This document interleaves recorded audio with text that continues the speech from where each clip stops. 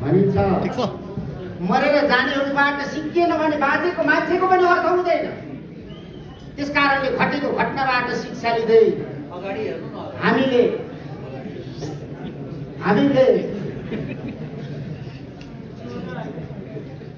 शिक्षा लिँदै हामी एकताको यो हिन्दू समाजमा वर्तमानको जिम्मेवारी बोध हामीले गरेका छौँ। किनभने जनताको चाहना तिमीहरू एक हौ भन्ने थियो र अहिलेको सबै परिस्थितिको मूल्याङ्कन गर्दाखेरि साँच्चै हामी विचार मिल्नेहरू मन मिल्नेहरू एक ठाउँमा हुनुपर्छ भन्ने परिस्थितिको माग थियो र हामीले भविष्यप्रतिको जिम्मेवारीता बोध गरेर त्यो जिम्मेदारीताका साथ हामीले यो एकता गरेका छौँ। त्यो प्रतिबद्धताका साथ हामीले एकता गरेका छौँ र यो एकताले एउटा कोसे ढुङ्गा त साबित गरि नै सकेको छ।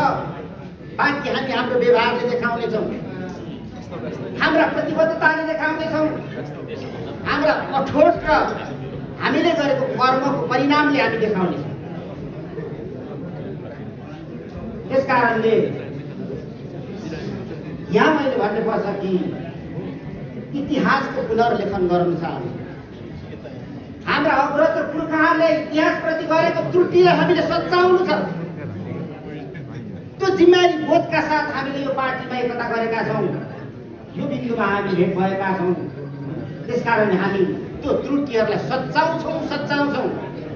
जताबाट तपाईँहरू नाप्नुहोस्, जताबाट तपाईँहरू विषयलाई बुझ्नुहोस्, इतिहासमा गल्ती भएको छ र त्यो गल्तीलाई हामी निसङ्कोच निश्चय नै हामी सच्याउनेछौँ र त्यो ग्रहण पनि आज हामी तपाईँहरूको समक्ष त्यो इतिहासको गठघरामा उभिएर हामी यो कसम खाँदैछौँ। अब बाटो अप्ठ्यारो छ, हामीलाई थाहा छ, लामो छ, थाहा छ, तर हाम्रो पार्टीको अगाडि स्पष्ट नेपाली जनताको गन्तव्य, नेपाली जनताको भाग्य र भविष्य छ। हामी यो दावाका साथ भन्छौँ किनभने हामीले धेरै परिस्थिति देखेका छौँ। न्युटनले भने जस्तै, किनभने हामी पुर्खाको काँधमाथि चढेर छिपी झेलिराखेका छौँ। यसको अर्थ हामी इतिहासको राम्रो समीक्षा गरेर त इतिहासको टाकुराबाट अर्को टाकुरामा हेरिराखेका छौँ। इतिहासको गल्तीहरू हामीबाट दोहोरिने छैनन् र यही पार्टीको विचारबाट नेपाली जनतालाई यो सारा रोग फोकसोकबाट हामी मुक्त गर्नेछौँ। यो आजको आवश्यकता हो र यो हाम्रो प्रतिबद्धता पनि।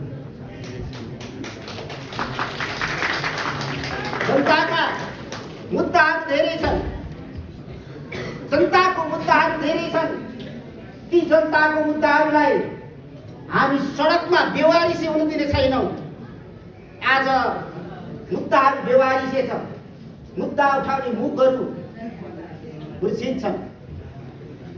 यहाँका उत्पीडित जनताका मुद्दाहरू, यहाँका गरिबीको मुद्दाहरू, यहाँका भ्रष्टाचारका मुद्दाहरू, यहाँका असमानताको मुद्दाहरू, राष्ट्रिय स्वाधीनताको मुद्दाहरूलाई हामी सूत्रबद्ध ढङ्गले उठाउनेछौँ र हामी साँच्चै नै यो देश सगरमाथाको र यो देशमा सगरमाथा छ। यही देशमा बुद्ध पनि जन्मेको हो। यो देशमा बुद्ध जन्म्यो, भारतमा ज्ञान प्राप्त गर्यो, चाइनामा ज्ञान छरियो। यो संस्कृतिको पनि हामीले यो हाम्रो सानो देशबाट विशाल सन्देश दिनुपर्ने छ। हामीले विचारको हिसाबले, हामीले व्यवहारको हिसाबले जताबाट हेर्दाखेरि पनि हामीलाई जवाब दिनुको अर्को छुट छैन र त्यो एउटा यात्रामा हामी छौँ। अब यो पनि हामी विनम्रताका साथ भन्छौँ। हाम्रो गीतको हाम्रो अध्यक्षले नै लेख्नु भएको रहेछ गीत। त्यो गीत मात्रै होइन, त्यो विचार हो। त्यसको एउटा मात्रै अन्तरा तपाईँले सुन्नुभयो भने गाली गरेर बन्दैन। नम्रताका साथ भन्छौँ हामी। अहिलेको सत्ता सञ्चालक सत्ताधारीहरूलाई जनताले दिएको जनादेश, वनादेश भनेर दिएको वनादेश भनेर दिएको जनादेशवाला सरकारले जनताको चाहना, राष्ट्रिय आवश्यकता अनुसार तपाईँहरू काम गर्नुहोस्। खुरुखुरु तपाईहरुलाई कुनै चोर दैलोबाट ढोकाबाट छ्याउबाट च्याउनु पर्ने छैन। दुईटे बहुमत पुग्नुको निम्ति मात्रै 2 सिट बाँकी छ। तपाईहरु चोर दैलोहरु ढोकाहरु नच्याउ।